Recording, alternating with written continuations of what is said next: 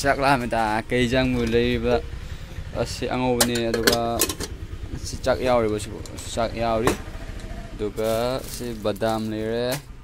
ꯑꯗꯨ ꯑꯣꯏꯗꯤ ꯃꯌꯥꯝ ꯑꯩ ꯆꯥꯛꯁꯦ ꯑꯝꯇꯪ ꯊꯤꯠꯈꯤꯒꯦ ꯑꯗꯨ ꯂꯣꯏꯔꯒ ꯐꯪꯅꯁꯦ ꯃꯌꯥꯝ ꯌꯥ Hey, what's up guys? Welcome to my another video channel. Subscribe to Bob. Hey, what's up guys? My name is Shana. You guys are watching Shana Blog. I am trying to share a channel. Don't see video. I'm saying yes, how to survive in Hosai Assam, Manipur's life. So, asing video sing title ni ko. Do, I am usar kaya jik. I am saying say. I am ado si ako giyom ado ada leishna hangdong. Asi hangdong si am na sangom hura laga thay ko. Yam ikai. Ado ma'am से खोखोयम आमथकते खोंद्रुम पालिए अदो ma'am अइना लेसिना मानदोप तनिको से मानदोप ने खोगे अदोगा से फीनेबा से फीसे से फीसगी Ming लसिंग फी कोइको अदो से थमिने अदोगा सिसे दो सिसिनेबा लसिंग फी से समाय ओइदुनेबा से सारागा सेगो समाय ओइदुनिको अदो सेसु ताटम लेरे सिगसु ताटम लेरे अदुगा आमनुसु ताटम लेरे सिगना सिसिना how fanek nonti how fanek haidora innaba haidora ko soul haidora adoni aduwa si soul sigasule ado se sidi kathat khare aten bani se thara pham no male ado sijam su leire aduga sigasu sari ko asisina do sagaliye se fanek oidora hangde ado se leire adoni asise sana loi khare ko asiga do se le do sana लोगी भाई खर ले हो रहे बा और साद्री लो सी साद्री है तो सिम ले रहे तोว่า सीधी याद रहेगा तो सिगना ताइरेंग मेरे तो ताइरेंग यस तो सी सालो रहे तो सीधी लेरी को सिनी याम सिदा हो जाएगी पखंग निकल ले तो नय मानी ममिंग तो कई ना है रो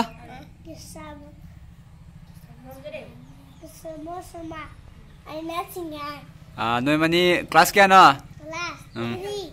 नंग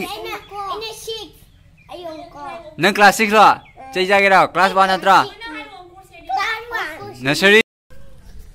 अदो मैम होजाय असम द मैते क्यामुक ताय हैबदो मैम हंगपदो होजाय असम द को 30k को दुमुक तारंगमनि बा 30 25 to 30 दुमाया तारंगमनि को अदुगा अखोय सिदा कई मरोन गांगी हैबदो अखोय मैते मसेंदी अदुम मैते गांगनारे अदुगा युमदगी थोखिबा तारादी असमीज बेंगोली नत्रगा हिंदी गांगनेबको अदोनी अदुगा मनिंगा लेसे अखोय युम अदुगा सिगी युमसे आई पोक्ट्रिंगाइदगी हाना लेरकरबा जुमनेबको अदोनी अदुगा अखोय हिंखो नुंसु एंजरकेको ओजाय असमदा तारिबा मेतै सिंगसे कमायना हिंगी हाबदो मैम हमलकता ngalese अदो सोंदा हिंगोल लेरेको हिंखोल सोना हिंखोल लेरे सोनासु हिंखोल लेरे अदुगा सिदा हवी मैम से सिना उरी को si uri maming sing che kaino di ikhang de ba ko ado sidasu hawe aduga sonasu hawe sona fadigom hawe hangam ado duga sona so hawe aduga adesina mula hawe ado myam ucharake do khoi hangam se chamanna yadre hangam pantha da noi de ado kaino hongde su noi de ai cha ai ko nungthin no nungthango sum cha leramni hangam se adu si noi de upai ti ado अदो ma'am असिना अखोसिदा बेरा कवे को संबल से अदो से खोसिगदी बेरा कवे अदो हजे मैम मनुंग चंगा उचरके अदो यंगसी चसिलो या मैम सिना वाटर सप्लाई इसिंग लागा इसिंग जोगनबा जानबा को अदो मैम मनुंग चंगे हजे मैम सिदा सिनी सिगा मैम उरी हवे को हवाई उरी हवाई दो सिगा यो मैम पालिए अदुगा सी मोरक पाम्बी अदुगा मैम सिगसु मैम पाली दो सिगसु पाली उरी को सी उरी हवाई से कई मिंग कोई है दो कमेंट बॉक्स हाइबिरमो आइदि खंगदे अदो सिगा मोटर पाम्बी हवरे अदो सी मतोन से पाजा थदत लगा चाका चाय हारन अदो सिसु हवे को अदो सी म खालो सु मैम हवे अदो सिसु हवे दो सिसु मैम पाली उरी सांगबी दो सिसु कई मिंग कोई दि अम द खंगदे से पाले अदो मैम कमेंट बॉक्स हाइबिरमो आइदि खंगदे अदो रुंग चंगसे या रुंग दो वाओ रुंग दो सिना खरा कोइबको से खरा अखोई सिदा खरा कवे अदो कमेंट बॉक्स टाइम हाइबिरम सिसु कई कवे ना अखोई सिदा खरा कवे सुमाइना सेमिसेको यो मथक्ता उरी ngतनेबा उरी हवाइदो अदु ngतने दुगा सिना hangam duh hangam pale ma'am सेगना खामेन मैम असनी को हजे सामदा लेबो मेते सिंसु समाइना मैम थारा चाइबो दो दोनी मैम अतै उचरके मैम जेंगसे मैम अदुगा सिने ई को युमदा कुपना बने योंले से ई नेबा लबुक्तगी अखोइना कागा पुरकपनी को कोई सी जुम से कुपना बको अदो सिनी मैम दुआ मैम कोई हुजाइदा चारिबा मणिपुरी मेतेसिंगसे हदि अनंबना खुलकता ताबा दुमाइना लयबको टाउनदा यामना लैते अदुगा अनंबना हदि सेल पाइबा पैसा पाइबा मी को मी दगी अवाब इमुंगी परसेंटेज ना हेलियबको अदुनी अदुगी मनुंगदा खोइसो अमा ओइला अवाबगी मनुंगदा को अदुना मैम वीडियो से लाइक तो संबियो अदुगा शेयर संबियो तो मैम यंगसी अदुगा खोइ सि खुनसो सि खोइगी सि खुनसिगी मनिंगदा खोइ मैम अतोपा खुन अमा लेबको अदि अतोपा मोय बेंगोली सिंगी खुन अमा लेबा अदु खुनदुगा हाइजांग नापि मैम थायबको अदि फार्मर ngतने मोइसे फार्म मैम तौरियो फजना अदुसु मैम उचरके मैम यंगसी दुगा असिना अखोइगी खुन को दो सोनसु येंगदो से खोइ खुन नेबगा सिना अखोइ लेकाइ हाइदारे साइसे अखोइ लेकाइ नेबा अदो सेंगला बुरनसु दु अदु फौ मैम फौ पैसल लियबको अदो सिना अखोइ अजा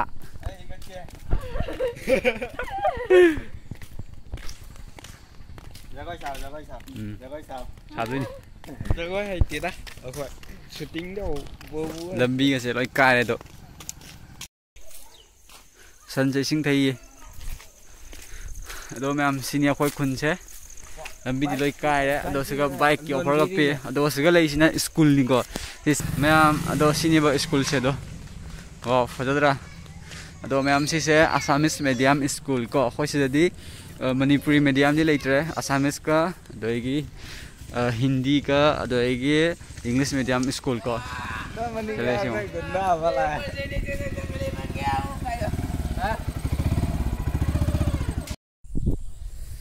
नुंसीफम थोक्ट्रबा माबु ऐना थमोइदा चेना लाचरुवा ओइदबा मंगलानगी काचिल अमदा थमोइगी पोथाफम थिजरुबा मागी नुंगाइबना आइगी ओइबा आइगी अवाबा नमाना खंगदाबा अदो मैम आई हजु लेसे अखोइ खुनगी मनिंगदा को अचे अखोइ खुनगी मनिंगदा अदो आई अखोइ खुनगी ममांग लोंदसो उचरक को मनिंग लोंदसो उचरके को अखोइ होजाइदा अखोइ मणिपुरी को मेतै सिंगना कमाइना ताइ खुनसे कमाइना ताइ हबदो मांगलोन से उचरके मनिंग लोन से उचरके अदो अखोइ खुनसे यामना चावयबको यामना साय पुरा सांगना तायबको अदो आई मते अमा उचरके अदो मैम सिनी को सि लेसे को सिनीबा अखोइ खुनगी मनिंग नेबको से जेंगसे मनिंग नेबको सि लबुक को अदोगा अखोइ सिना अखोइगी जुमगी मनिंग को अदोनी अदुगा अखोइ जुमगी ममांग लोनसु लबुक लेये अदुगा अखोइ खुनचे उचरके मैम अदुगा मैम असिना अखोइ खुनगी ममांग लोनगी लबुक को ममांगदा जेंगिदुना मनिंग लोनदा को अखोइ खुनचे सिगा लेरे दो से खुननेबको अखोइ खुननेबको अखोइ साइ लेकाइनेबा दो सोना लबुक लेरे सोनना अदुगा सोना लांथोखरगा अमुक असामिस को मोय असामिस सिंगी खुन लेयेबको असोन नाकंदना मोय हाउगी खुन लेयेबको दो सोमना अखोइगी खुन असोंदा लबर बागान लेरे मैम सिगा पाखन नुसिबम ले दो से चिनग्रे से सिगा लाउने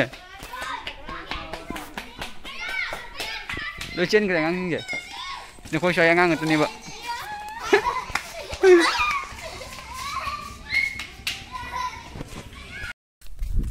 Hey, what's up guys? My name is Shana. You guys watching Shana Vlog. Mayam Taram Nong Chari Agi channel da love from Huzay Assam lagi mayam love picture mayam da ado masi se masi ki vlog se mayam khoi gi khun gi ko khoi khun gi maning da koi hajang na pi thaba mayam mafum le ba ko ado mafum da utra ke hajang na pi makhal makhal gi mayam thai ado ko lai ni ma khoi se mayam da utra ke na ado sigi mafum se moi Bengali singi mafum ni ko ado moi farmer ngata ni ba hajang na pi mayam thai ba do utra ke mayam khoi haji yo re ba ko ado mayam se ne mafum se Dengo, si hou miam sih, si mula ni bako, jong mula angak tani si, tadi tipi ba tham tengah ya, do, yo, doga sana su hou ye, miam jeng se, ado miam video se like tu sambil mo, doga video share sambil mo. Aduga channel se subscribe to sambira mo ay bunung sibira kali mayam chatok photok bada mask badum tatio maram di corona se mo hengali tai ado gine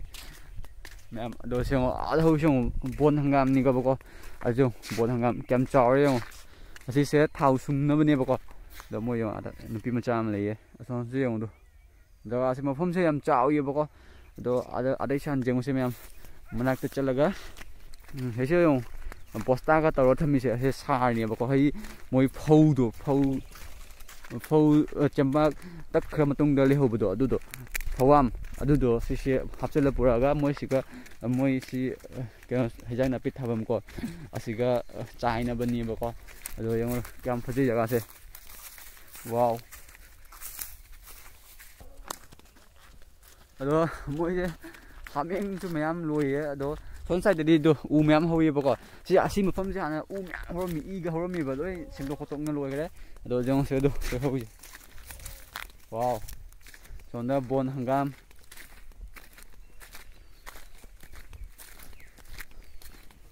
do bon hangam foto dra wow aje asim pham je photo om namde namadi phajani namage ada miam su lai do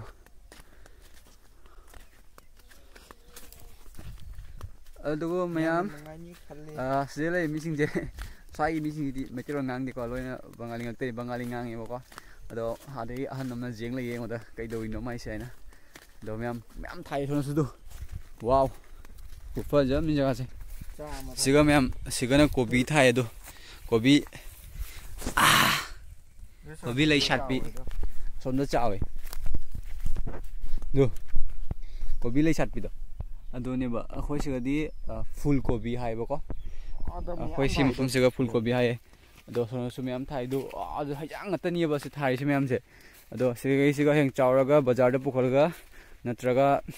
wholesale de pitok pa, ado mana ni ba, berapa, si chao ko dawa li pem, kai, do sih pale. Ada tu moi mi mayam lakning dro si phom sika ada lakning adi adum lawa khoi kun dai pu bi ge do sika su pem kai nu thai do moi yum se yum sing se ekdam macha sara ga lei bani ba mo se yong do sira su hawi na do sika su hawi mayam de sira su ko bi lei chat pi ngak tani hawi se do so ye sika lei bungam lei re yang mau missing je tu, sih yang tu, jangan tu ni buat thai macam je, oh sih tu thai tu, sih kamian nak cok, sih mula thai tu, sih mula, sih kopi ni, kopi mana tahu, kopi lechat bi, sih thai, sih labung, ada sih mau sih lebak sih kakter sama ni buat, kau, ada tu, ada sih na uri thapa malah. Si kang ngare season lu ngare bina kang ngare ajik se kopi ga do igi do kaya hangam bon hangam ko adu ngak ta thai pram patrak chimo kopi ngak ta thai se adu go bon hangam ga du ni ari season du gi matung ina thaba thai ba ko siga ꯑꯗꯣ ꯍꯧꯖꯤꯛ ꯍꯦꯛꯄ ꯍꯩꯖꯥꯡ ꯆꯥꯅꯤꯡꯉꯗꯤ ꯁꯤꯗ ꯂꯥꯛꯑꯒ ꯂꯩꯔꯒ ꯆꯥ ꯇꯥꯕꯀꯣ ꯑꯗꯨꯅꯤ ꯁꯤꯗꯩ ꯂꯩꯔꯗꯤ ꯍꯣꯡꯅꯁꯨ ꯐꯪꯉꯦꯕ ꯑꯗꯨꯅꯤ ꯑꯩꯈꯣꯏ ꯁꯤꯗ ꯂꯥꯛꯑꯅꯤ ꯄꯥꯏ ꯑꯃ ꯄꯥꯏꯔꯅꯤ ꯈꯥꯎ ꯑꯃ ꯄꯥꯏꯔꯅꯤꯅ ꯑꯗꯨꯗꯒꯤ ꯁꯦ ꯀꯨꯝꯊꯔꯛꯑꯅꯤꯕ ꯑꯗꯨ ꯁꯤꯗꯩ ꯂꯩꯔꯅꯤ ꯑꯗꯨꯗꯒꯤ ꯌꯨꯝꯗ ꯄꯨꯔꯛꯑꯅꯤ ꯆꯥꯔꯅꯤ ꯑꯗꯨꯗꯒꯤ ꯁꯤꯗꯩ ꯂꯩꯔꯗꯤ ꯃꯣꯏꯗꯤ ꯍꯦꯟꯅꯁꯨ ꯃꯌꯥꯝ ꯄꯤꯊꯣꯛꯏꯕꯀꯣ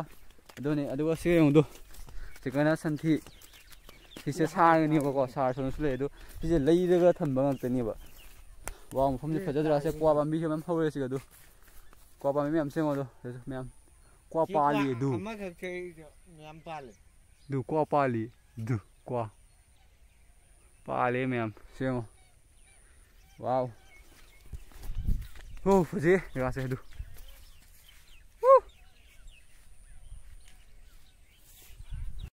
ꯃꯣꯏ ꯁꯤꯗꯁꯨ ꯃꯣꯏ ꯄꯣꯠ ꯆꯩ ꯊꯥꯗꯣꯏ ꯃꯥꯜꯂꯦꯀꯣ ꯁꯤ ꯂꯣꯏ ꯇꯛꯈꯥꯏꯔ ꯊꯝꯃꯝꯃꯦ ꯇ꯭ꯔꯦꯛꯇꯔꯅ ꯑꯗꯣ ꯁꯤꯒꯁꯦ ꯌꯦꯡꯉꯣ ꯁꯤꯁꯦ ꯊꯝꯃꯤꯁꯦꯀꯣ ꯖꯕ꯭ꯔꯥꯒ ꯇꯧꯔ ꯊꯝꯃꯤꯁꯦ ꯁꯤꯁꯦ ꯀꯩꯁꯨ ꯅꯠꯇꯦꯕꯀꯣ ꯁꯤꯁꯦ ꯇꯛꯈꯥꯏꯔꯒ ꯁꯤꯒ ꯍꯨꯟꯖꯟꯗꯣꯏꯅꯦꯕ ꯁꯥꯔꯅꯦꯕꯀꯣ ꯑꯗꯣ ꯑꯥꯗꯁꯨ ꯆꯤꯡꯁꯨꯒ ꯃꯌꯥꯝ ꯍꯧꯔꯦ ꯑꯗꯨꯒ ꯎꯆꯦꯛꯀ ꯄꯥꯏꯌꯦ ꯃꯐꯝꯁꯦ ꯐꯖꯗ꯭ꯔꯥ ꯑꯥꯗꯁꯨ ꯃꯤ ꯑꯃ ꯂꯩꯗꯣ ꯎꯔꯣꯛꯀꯁꯨ ꯃꯌꯥꯝ ꯂꯩꯌꯦ ꯁꯤꯗ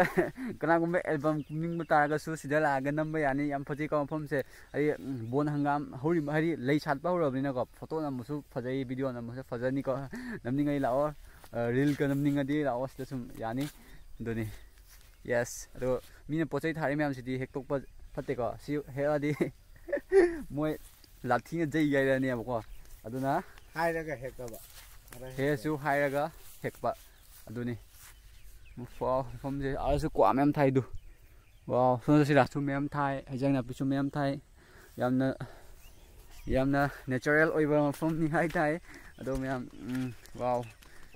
ꯐꯖꯩ ꯑꯩ ꯍꯥꯏꯗꯣꯏꯅꯣ ꯈꯪꯗ꯭ꯔꯦ ꯃꯌꯥꯝ ꯑꯗꯣ ꯚꯤꯗꯤꯑꯣꯁꯦ ꯃꯇꯥꯡꯁꯤꯗ ꯂꯣꯏꯁꯤꯟꯖꯔꯒꯦ ꯃꯊꯪꯒꯤ ꯚꯤꯗꯤꯑꯣꯗ ꯑꯃꯨꯛ ꯐꯥꯎꯅꯔꯁꯤ ꯆꯦꯅꯦꯜꯁꯨ ꯁꯕꯁꯀ꯭ꯔꯥꯏꯕ ꯇꯧꯁꯟꯕꯤꯔꯝꯃꯣ ꯑꯗꯣ ꯕꯥꯏ ꯕꯥꯏ